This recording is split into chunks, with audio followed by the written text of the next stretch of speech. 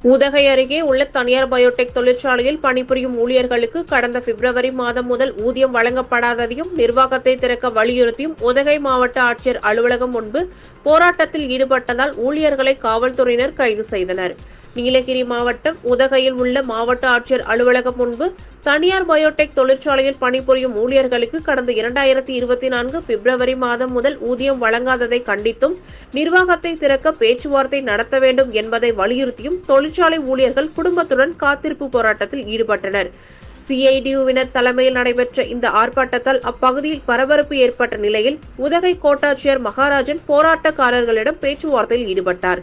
ஆனால் பேச்சுவார்த்தையில் உடன்பாடு ஏற்படாததால் ஊழியர்கள் தொடர்ந்து மாவட்ட ஆட்சியர் அலுவலகம் முன்பு காத்திருப்பு போராட்டத்தில் ஈடுபட முயன்றதால் காவல்துறையினர் போராட்டத்தில் ஈடுபட்ட ஊழியர்களை கைது செய்தனர்.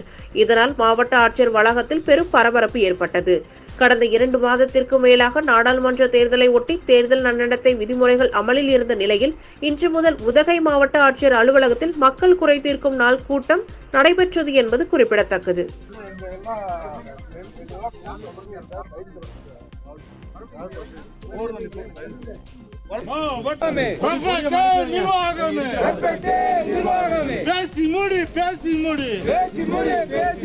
சம்பள பிரச்சனை பேசி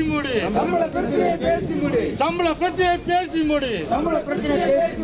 இன்குலாப் சிந்தாபாத். சிஐடியு சிந்தாபாத்.